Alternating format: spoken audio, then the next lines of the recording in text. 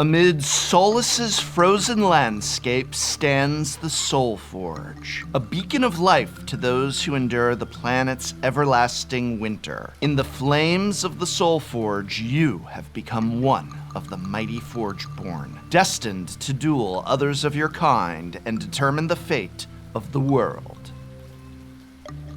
From the creator of Magic the Gathering, Richard Garfield, and the creator of Ascension Deck Building game, Justin Gary, comes an all-new collectible card game, SolForge Fusion. SolForge Fusion is the world's first hybrid deck game. In a hybrid deck game, players combine any two different color faction decks to play. Every faction deck is a unique set of one-of-a-kind cards with their own strengths and synergies. Players engage in strategic, lane-based combat by summoning creatures, casting spells, and leveling up those cards while you play the game. Your goal in SolForge Fusion is to bring your opponent's health total down to 0 before they do the same to you. If at any point a player has 0 or less health, the game ends with the other player winning. In this video, I'll teach you how to play this game in 15 minutes or less.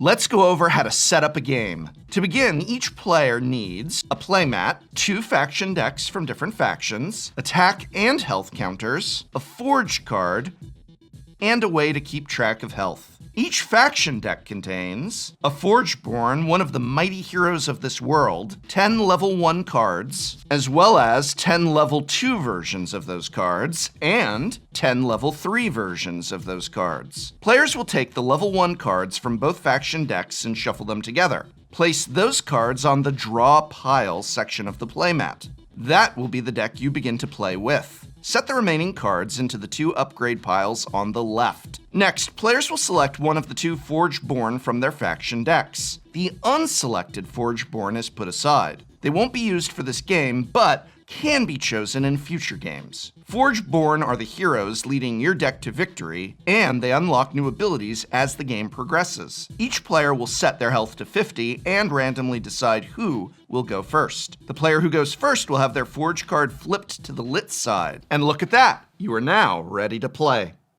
Each player starts the shared turn by drawing a hand of 5 cards. Players will alternate playing cards one at a time from their hand, starting with the player who has the forge. Both players have 2 opportunities to play cards each turn, as well as use free cards and abilities such as Activate and Forgeborn powers. Your shared turn is basically a time when you are setting up the board for combat. There isn't any mana resources needed to play cards. You simply are allowed to play 2 cards each for the turn. There are 2 types of cards in SolForge Fusion, creatures and spells. Creatures are cards that are played into lanes. If you have the forge, you play creatures to the front of the lane, and if you don't, you play them to the back of the lane. You may only have 1 creature per player per lane, though you can replace a creature with a new one if you want. Replaced creatures go to the banish pile. Each creature card has attack and health values printed at the top of the card. During the game, these values will change, and the changes persist between turns. Whenever you play a card, creature, or spell, you look for its next level version in the upgrade pile and put it into your discard pile. Later in the game, these will be the cards you will draw, so you will be upgrading your deck as the game goes on. If the creature's health is reduced to 0 or lower, the creature is destroyed and is sent to the banished zone. Spells are the other type of card in decks. Unlike creatures, spells are not played into a lane. Immediately resolve the effects in a spell's text box and then banish the spell. Some cards play creatures from outside the deck called minions. Each faction has 2 minions.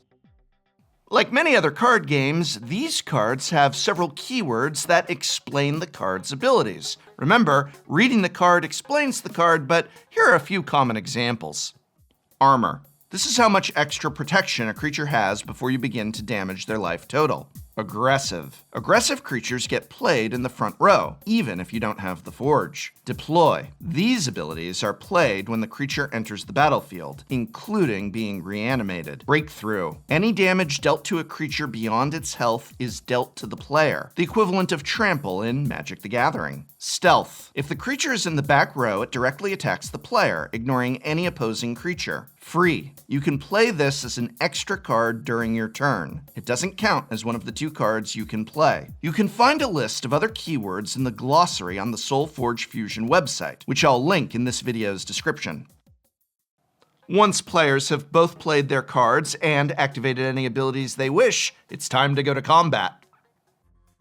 Combat. Combat happens with any lanes that have creatures in the front row. Combat in all lanes happens simultaneously. In lanes where both players have creatures, the creatures will battle, dealing damage to each other's health equal to their attack value. This damage is permanent and doesn't go away at end of turn. If a creature in a front row is unopposed, then it will deal damage equal to its attack value to the opposing player instead. End of turn and cleanup. After combat, the turn ends. Players take the remainder of their hand and put the cards in the discard pile. All creatures in back rows are moved up to the front, and each player draws a new hand of 5 cards. The Forge moves to the other player, and the turn has ended. After 3 turns have been completed, the players begin a new cycle. A cycle is when the players take their discard pile and their deck and shuffle them together to form their new draw pile.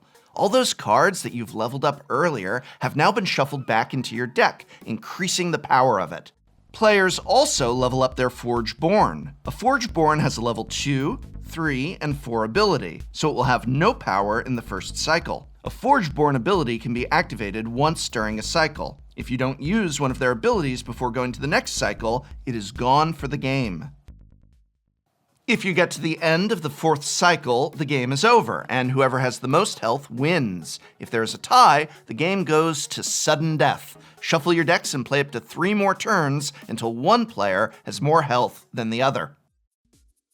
Now that we know how to play, let's take a look at one example of setup and combat for a turn. In this scenario, one player is playing a blue and green deck and is using Nova as their Forgeborn. The other player is playing red and green and using Sunder as their Forgeborn. The Forge is on the Nova player's side, so they will be the first one to put down a card. They will play Epoch Hawk and put its upgraded version in the discard pile. It has the activated ability to switch lanes with another one of your creatures. Since they have the Forge, the card goes in front. It has 4 attack and 6 life. Now it's the other player's turn. They will play Stout Ice Crusher and put its upgraded version in the discard pile. This card is a 3/7 and has aggressive. Normally, they are placed in the back row due to not having the Forge, but the creature is placed in the front due to aggressive. For their second card, the Nova player puts down Uttera Charger in front of the Stout Ice Crusher. Don't forget to put the upgraded version in the discard pile. This card is a 5/5 and has the ability Deploy. You may have this battle a creature. Deploy makes this an enter the battlefield effect, and Battle has the 2 creatures deal their attack to each other. They chose to battle the Stout Ice Crusher. The Stout Ice Crusher takes 5 damage, and the Uttera Charger takes 3 damage, which persists as long as the creatures are on the battlefield. For the Sunder player's second card, they will play Undetie in a new front row due to aggressive, discarding the upgraded version. This card will be a free extra card since the Stout Ice Crusher already has damage. They play Relentless Wanderers in the same row as the Epoch Hawk, and then also put the upgraded Relentless Wanderers into the discard pile. This card is a defender, meaning it is put in the back row no matter who has the Forge. It also can be exhausted to create a minion. Exhausting a card is turning it sideways to activate an ability. It otherwise behaves as normal, but cannot activate the ability again as long as it is exhausted. They exhaust the card and create a Wisp minion, which they put in the back of a different row. The board is now set up, and it's time for combat. Combat happens to all creatures all at once. Creatures in the front row or creatures with aggressive attack. Let's go through it row by row. Starting with the Undetie in the front of this row, it has aggressive, so it attacks the player for 2 damage.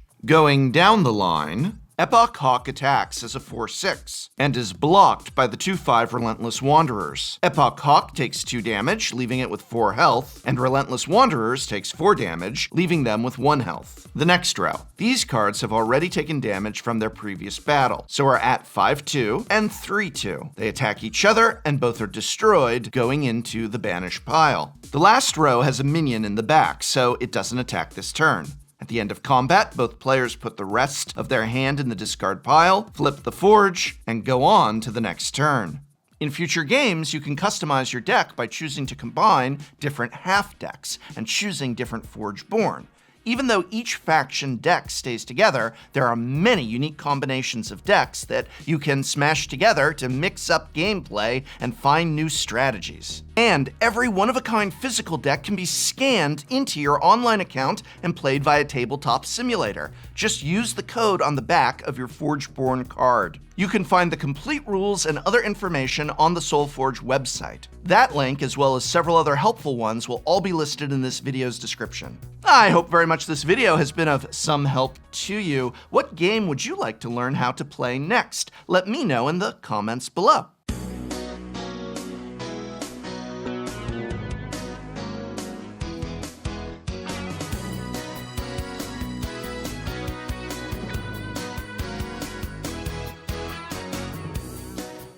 Alright, it's my turn. I'm gonna attack you with leg tap, pitching Whelming Gust Wave to pay for it. Then I'm going to defend with Flock of the Featherwalkers and my Iron Rock Gauntlet. Okay, I have a reaction for that. Razor Reflex. My leg tap gets +3, and if it hits, I go again. Then you leave me no choice. Steel Blade Shunt. Whew, good move.